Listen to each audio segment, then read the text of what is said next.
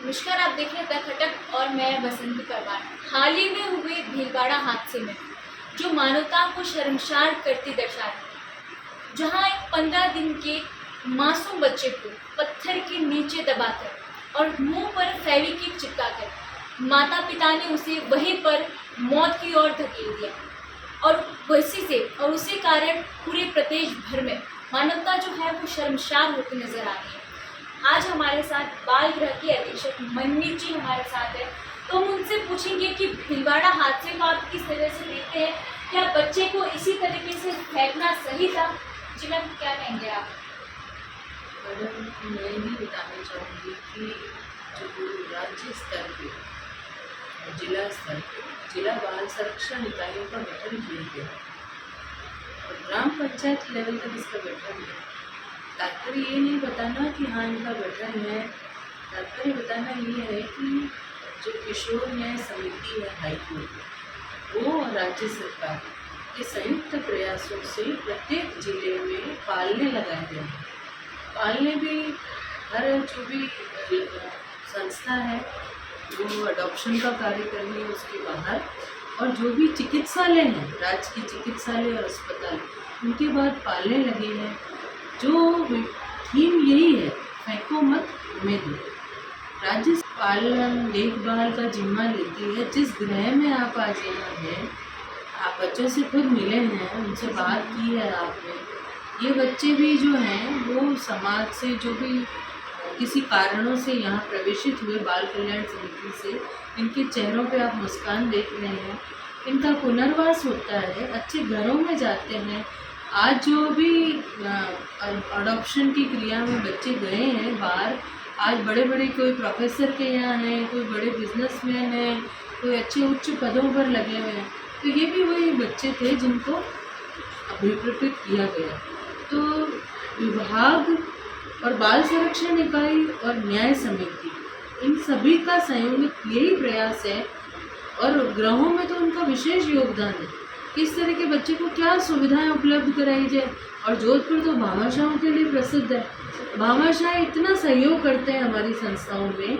मैं आपको एक छोटा सा उदाहरण देना चाहूँगी कि जो बच्चा इसी तरह से कहीं मिला था, हमारे गृह में प्रवेशित हुआ, हमने केवल कुछ भामाशाहों से ये अपनी मंशा जताई कि इसको हम भी दूसरे बच्चों की तरह बोर्डिंग स्कूल में डालना चाहते हैं। उन्होंने बिना सोचे समझे उन्होंने हाँ कहा, प्रिंसिपल के नंबर लिए, आज दिनांक तक उसकी फीस भर रहे हैं बोर्डिंग स्कूल की, जो कि हम भी अपने बच्चों को कोई प्रतिष्ठित बोर्डिंग स्कूल में डालने के पहले एक बार सोचते हैं।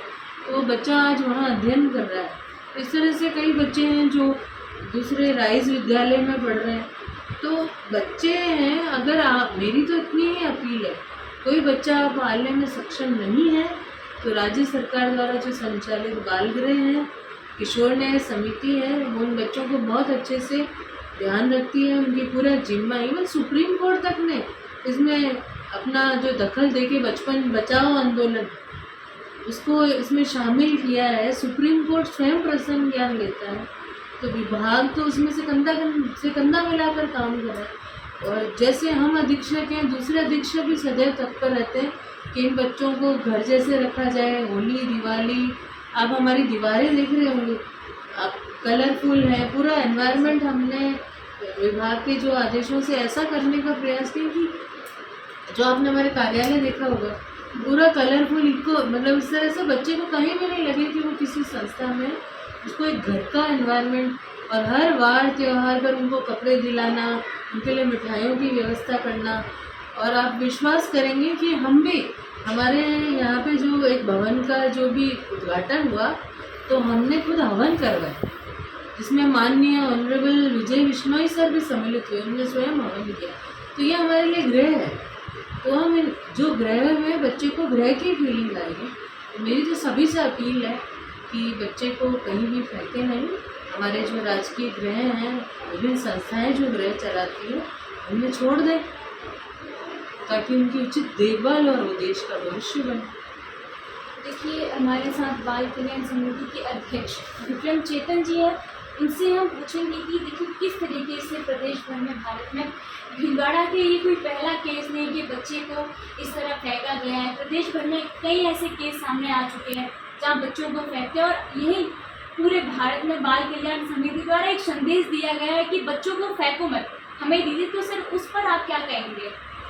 देखिए, हर जिले में बाल कल्याण समिति गठित होती है, उसी तरह से भीलवाड़ा में भी हमारे साथी हैं, वो भी पूरे तन मन धन से प्रयासरत है कि भाई अब जैसे ये हुआ है, निंदनीय कार्य हुआ है, इसमें कहीं न कहीं समाज में जागरूकता की कमी है। तो इसे लेकर मैं आप द्वारा वहाँ एक संदेश पहुँचाना चाहता हूँ कि भाई फेंको मत, हमें दो, हम सक्षम हैं। हर जिले में जैसे कि मैडम ने बताया है कि भाई अस्पतालों में, राजकीय गृहों में पालने हैं, आप पालने में बच्चे को छोड़ सकते हैं, आपकी पहचान गोपनीय रहेगी और बच्चे को भी अपने जीवन जीने का अधिकार मिलेगा। और मैं आपके जरिए पुनः एक बार लोगों को जागरूकता का मैसेज पहुंचाना चाहता हूं कि प्लीज़ इस तरह शिशु को फेंको मत, हमें दो। तो हमने बच्चे और उसके माता को काउंसलिंग की, समझाइश की कि भाई बच्चे को फेंको मत, और वो परिजन समझ गए और उन्होंने बच्चे को हमारे सरेंडर कर दिया है। अब आगे नियमानुसार अग्रिम कार्रवाई कर रहे हैं। बच्चे को एक परिवार का माहौल मिलता है। अब जैसे कि आपने कहा है कि भाई बच्चों से बात किए हैं, आपको कैसा अच्छा लगा बच्चा? जी हाँ, बस ये सारे हम परिवार है, ये हमारे बच्चे हैं, हम इनके संरक्षक हैं। ये नॉर्मली अपने ये इनके सारे रूम देख लीजिए, सारे घर जैसा माहौल है, स्कूल जाते हैं, सारे त्यौहार मनाते हैं, चाहे राखी हो, चाहे होली हो, चाहे दिवाली हो। दिवाली में हम भी इनके साथ आके पटाखे फोड़ते हैं। जैसे कि हमारे अधीक्षक मैडम हैं मनमीत कौर सोलंकी जी, ये भी नवाचार करते रहते हैं। कई बार हम बच्चों को कभी फील नहीं होने देते हैं कि भाई ये बच्चे कहाँ से हैं, क्या कर रहे हैं। इनकी सारी जवाबदेही, जिम्मेदारी हमारी है। देखिए, अब आप सुनिए सोचते होंगे अधीक्षक के माध्यम से, अध्यक्ष जी के माध्यम से किस तरीके से उनका कहना है कि जो लोग अपने नवजात शिशुओं को इस तरीके से फेंकते हैं तो उन्हें फेंकिए मत, हमें ला कर दीजिए। हम उन बच्चे का भरण पोषण करेंगे, हम उन बच्चे को पालेंगे। जिस तरीके से बच्चे को एक घर परिवार की तरह पूरा माहौल दिया जाता है, वहीं बाल कल्याण समिति भी एक बच्चे को अपने बच्चे की तरह रखती है, उन्हें उनका भरण पोषण करती है। देखिए, अब इसमें आप क्या कहेंगे, आपकी क्या राय हो, उनमें ज़रूर बताइए और ऐसी जानकारियों के लिए द खट्टर के साथ जुड़े रहिए।